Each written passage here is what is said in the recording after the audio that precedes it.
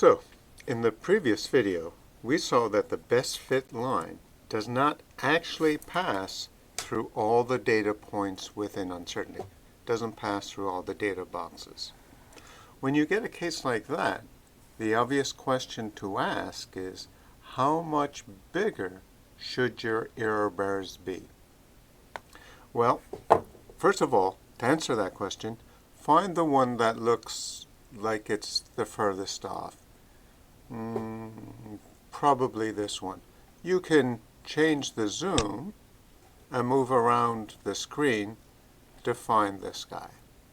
Okay. So here's this point. How much bigger do we have to make things? Well, we only want a rough answer, like 50% bigger, twice as big, 4 times as big. And to help you do that, go back to the data page and you can scale your error bars. So let's scale the error bars up to about 3. Go back to the graph, and now we see that yes, indeed, at about 3 times, my best fit line just touches the error box.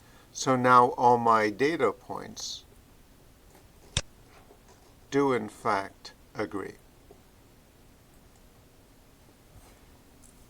Here's a different version of the same graph. In this case, same question, can we fit the best fit line through? Yes, we can. And then the question is, are error bars too big or too small or just right? Again, kind of focus in on the one that's the most furthest away from your best fit line. And zoom in on that guy. So I'm going to zoom in on that and go look at it more carefully. And you can see that the best fit line goes through that guy handily. Now, it's not awful, but you could come back here and you could shrink your error bars. Let's look at the graph again. And now it just passes through. So my error bars could be 50% smaller and I could still get agreement. So you could say that the error bars were about 50% too big. And here's the last case. Again, all I've done is change the size of the error bars. And if you look at the least agreeing point, that's the point down here. Let's zoom in on that guy again. When I look at this guy is just going through it.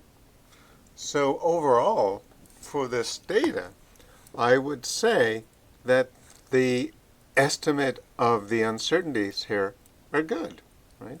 When you got 7 or 8 points, you would expect that one point would just be more or less at the limit. So, when you look at your graphs, you ask whether your error bars are too big or too small. We have these sliders that we can play around with our settings to see if they're too big or too small and by how much. And when you're finished, you want to reset back to 1.